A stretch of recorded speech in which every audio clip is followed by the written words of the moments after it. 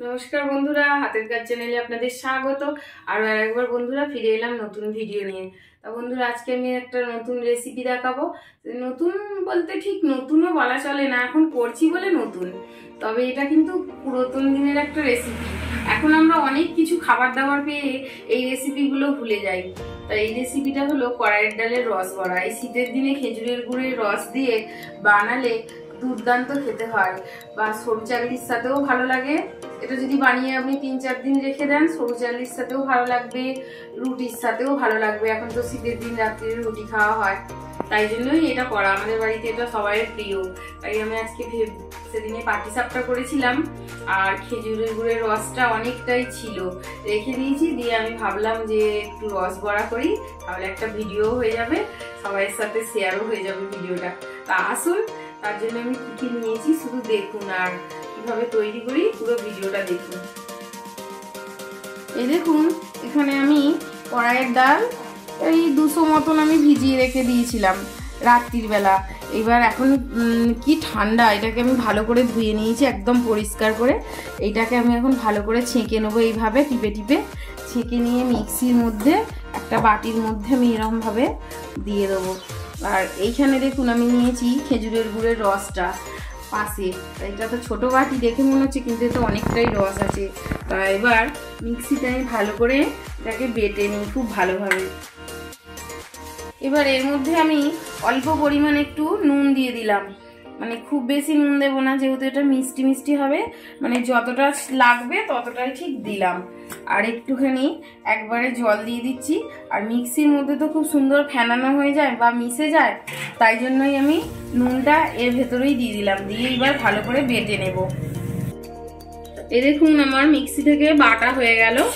এইবার আমি এটাকে ভালো করে চামচে থেকে করে এর থেকে নামিয়ে নেব। আর এইরকম একটু শক্ত শক্ত ভাবেই বেটে নিতে হবে, নইলে রস বড়াগুলো কিন্তু খুব একটা ভালো হবে না।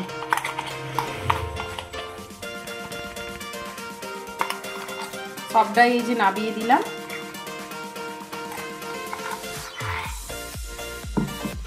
এটা মজাদার রেসিপি, দুর্দান্ত। এটাকে আমি খুব ভালোভাবে ফেনিয়ে নেব। এখন একটু চামচে করে করছি, এরপর আমি হাতে করে একটু ভালো করে ফেনিয়ে নেব। এর মধ্যে একটু সুন্দর গন্ধ আনার জন্য মৌরি দেব, আর কিছুই দেব না এই রস বড়ার মধ্যে। নুন আর মৌরি। আর মিক্সিতে বেটেছি বলে এটা এত সুন্দর মিহি হয়েছে। আপনারাও জানেন মিক্সিতে যে কোনো জিনিস বাটলে জিনিসটা বেড়েও যায়, আর খুব সুন্দর ফেনানোটাও হয়। আর এটাকে আরও একটু ফেনিয়ে নেবো বড়াগুলো খুব সুন্দর করে ফোলবার জন্য। এইভাবে এখন আমি আধ ঘন্টা মতন এটাকে আরও ভালো করে ফেনিয়ে নেব। এই দেখুন বন্ধুরা, ফেনাতে ফেনাতে আধ ঘন্টা হয়ে গেল, আর কত ডালটা সাদা হয়ে গেছে দেখুন। ফেনা যত ওই বিউলির ডাল ফেনাবেন তত সাদা হবে, আর কত সুন্দর একদম চাপ চাপ হয়েছে যাকে বলা যায়।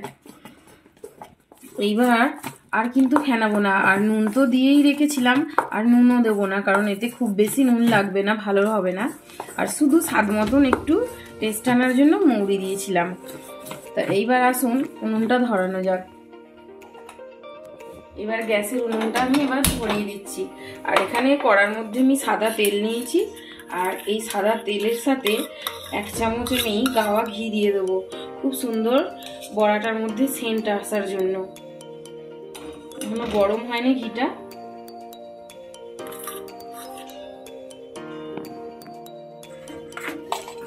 এ দেখুন ঘিটা এবার গরম হয়ে গেছে, আর এর সাথে ভালোভাবে মিশেও গেছে ঘিটা।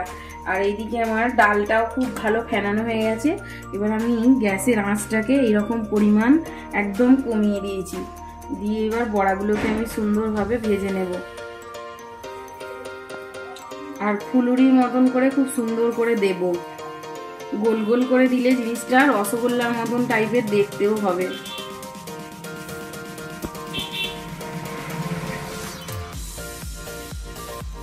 এই যে আরো দিয়ে দিচ্ছি, এখন দেব, এখন প্রায় যতগুলো হবে ততগুলোই দেব প্রায়।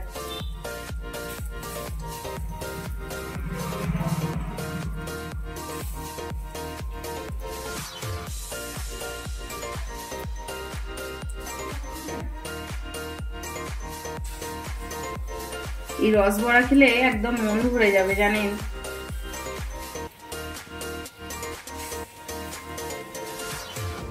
দেখুন সঙ্গে সঙ্গে লালও হয়ে যাচ্ছে। এবার আমি আস্তে আস্তে বড়াগুলো উল্টে দিচ্ছি। আর কত সুন্দর বড়াগুলো ফুলেছে দেখুন, একদম এইটুকুন দিলাম, একদম লম্বা লম্বাও হয়ে গেছে।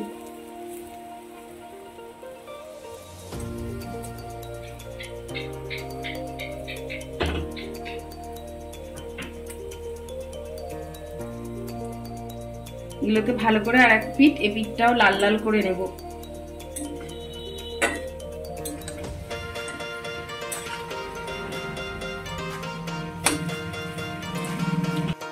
আর বড়াগুলো দেখুন ভাজতে ভাজতে দু পিঠই লাল লাল হয়ে গেছে।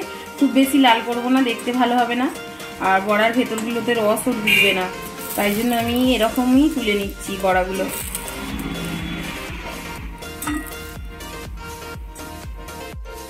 এবার বাকিগুলোকেও আমি একইভাবে ভেজে নেব।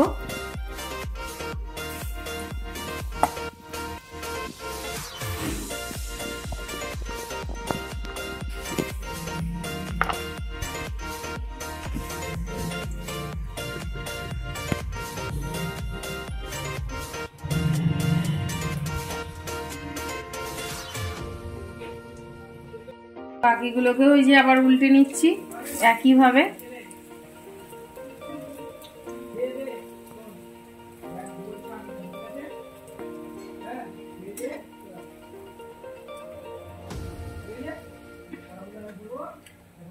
এই দেখুন ভাজা হয়ে গেল একদম, এরকম হালকা হালকাই ভাজবো, খুব বেশি লাল করব না। আর এখানে দেখুন একটা বড়াকে দেখাচ্ছি, কত নরম হয়েছে দেখুন, একদম পঞ্জের মতন বড়াগুলো হয়েছে দেখুন, দেখুন।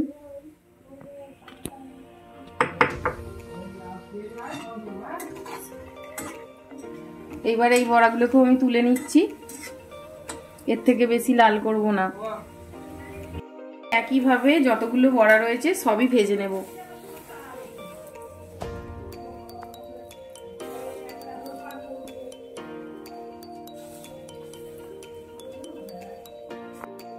বন্ধুরা দেখুন সব বড়াগুলো ভাজতে ভাজতে কিন্তু আমার সব বড়াগুলোই ভাজা হয়ে গেল।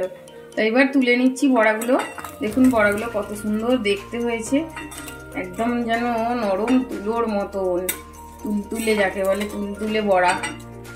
আর এইগুলো যখন রসে পড়বে ফুটবে, বা ভাবছেন কি হবে, ভাবা যায় এত সুন্দর। এবার কড়া থেকে আমি সাদা তেলটাকে নাবিয়ে নেব। এবার বন্ধুরা আমি কড়া থেকে তেলটা নামিয়ে নিয়েছি। এইবার এখানে আমি রসটা সমস্ত দিয়ে দিচ্ছি। রসটা কত মোটা হয়ে গেছে দেখুন। এখন একটু এই মোটাটার জন্য অল্প একটু পরিমাণ জল দেব। এইবার রসটার মধ্যে আমি এই পরিমাণ জলটা দিলাম, দিয়ে একটু ফুটুক। আর ততক্ষণ বড়াগুলো একটা ফুটো করে নেব কাঁটা চামচে দিয়ে। দেখুন বন্ধুরা রসটা এরকম ভাবে টকবক করে ফুটছে আর খুব সুন্দর ফেনা হয়ে গেছে। এবার এখান থেকে আমি এই যে বড়াগুলো নিলাম সব একে একে ছেড়ে দিচ্ছি। এবার মিনিট 2-3 আমি এটাকে ফোটাবো, তাহলেই এর ভেতরে রসগুলো ঢুকে যাবে। আর আমার রেডি হয়ে গেল রস বড়া। বন্ধুরা যদি রস বড়ার রেসিপিটি ভালো লেগে থাকে তাহলে আমার চ্যানেলটা সাবস্ক্রাইব করবেন আর লাইক দেবেন। আর অনেক বন্ধু আমার রেসিপি খুব পছন্দ করছে। এই কদিন আগে পাটিসাপটার রেসিপি করেছিলাম, ভিলেজ ফুড থেকে একজন আমাকে জানিয়েছিল দিদি খুব সুন্দর পাটিসাপটা হয়েছে। তার জন্য আমি তাকে কমেন্ট বক্সে লিখেছি থ্যাংক ইউ, তবু আবার আমি একটা ভিডিওতেও তাকে থ্যাংক ইউ বললাম। আর আরেকজন দিদি আমাকে লিখেছিল দিদি ভাই বন্ধু হয়ে পাশে থাকলাম, পাশে থেকো। অবশ্যই বন্ধুই তো আমি চাই, সবাইকে তো আমি বারবার বন্ধু বলি, সবার পাশে আমিও থাকবো, আপনারাও আমার পাশে থাকবেন ভালোবাসা দিয়ে। আমি এখনো অনেক কিছু রান্নার রেসিপি আপনাদের সাথে শেয়ার করব এবং হাতের কাজও শেয়ার করব। আমার সমস্ত ভিডিওগুলো দেখবেন। অনেক কিছু অসুবিধার কারণে আমি মাঝে মাঝে ভিডিও আপলোড দিতে পারি না। ছেলে বাড়িতে থাকে না, ছেলে কলেজে পড়ে, এই পড়াশোনার জন্য ছেলে ভিডিওটাগুলো ঠিকঠাক এডিটও করতে পারে না। এই কারণে আমি আপনাদেরকে ভিডিওটা সবসময় দিতে পারি না। এবার আমি বাড়িতে একা থাকি তো আমি এডিটও করতে পারি না আর ভিডিও করতে পারি না। আর ভিডিও করার আমার একজন পাশের বাড়িতে মেয়ে আছে, সে আমার ভিডিও করে দেয়। আমি নিজে নিজে ফোনের বিষয়ে কিছুই জানি না জানেন, আমি এদেরকে ছাড়া অসম্পূর্ণ, তাই আমার ভিডিওগুলো সব সময় পৌঁছাতে পারে না। তা কোনোদিন যদি ভিডিও ঠিকঠাক না সময় পৌঁছান আপনারা হয়তো ভাববেন যে কেন দিদি ভিডিও পাঠালো না। জানবেন ভিডিও ঠিক যাবে, দিদি হয়তো কোনো অসুবিধায় পড়েছে তাই ভিডিও পাঠালো না। তা আমি একদিন না ভিডিও করলে আবার তার পরের দিনকে 2টো কি 3টে করে ভিডিও করে সেটা আবার মেকআপ দিয়ে দিই। তা বন্ধুরা তাহলে আর কি বলবো, এইবার আমার রস বড়া রেডি হয়ে গেল। 2 থেকে 3 মিনিটের মতন প্রায় ফুটেও গেল, আর একটুখানি ফুটতে দেব, দিলে এইবার আমি নাবিয়ে দেব। বন্ধুরা আমার রস বড়া রেডি হয়ে গেল, এই যে ফুটে ফুটে রসটা টেনেও নিয়েছে আর একটু মরেও গেছে। এইবার আমি নাবিয়ে দেব। তাই এটাকে এখন খাবো না, এখন করে রেখে দিচ্ছি, রাত্রিরে রুটি খাওয়ার সময় বা সরু চাকলি যদি করি তখন সরু চাকলি দিয়ে খাওয়া হবে, আর রসটা আরও খুব সুন্দর টেনে যাবে, একদম রসগোল্লার মতন লাগবে খেতে। এবার বাটির মধ্যে ভালো করে নাবিয়ে নেব।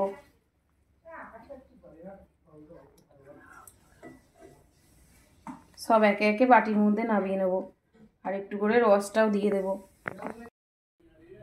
এই দেখুন আমি বাটির মধ্যে সাজিয়ে দিলাম, তার রস বড়াগুলো দেখতে কত সুন্দর হয়েছে দেখুন বন্ধুরা। আর এটা যখন রাত্রিরে খাবেন দারুণ সুন্দর লাগবে। তা এখন আমি আপনাদেরকে একটা প্লেটের মধ্যে কেটে দেখাচ্ছি। এখনো অনেকটা রস ঢুকেছে, তবে এটা রেখে দিলে আরো সুন্দর মজবে বা খুব সুন্দর হবে। এই দেখুন একদম ভেতরে রস ঢুকেছে, আর এরকম ভাবে এর থেকে একটু করে রস নিয়ে এটা খেতেও হয়, রস নিয়ে রস বড়া খেতে হয়, আর রাত্রিরে রুটির সাথে তো দারুণ সুন্দর লাগবে। তা বন্ধুরা রেসিপিটি যদি ভালো লেগে থাকে অবশ্যই বাড়িতে ট্রাই করবেন। আরও একবার বললাম, তাহলে ভিডিওটা এখানে শেষ করলাম, দেখা হচ্ছে পরের ভিডিওয়ে। ভালো থাকবেন, সুস্থ থাকবেন, নমস্কার।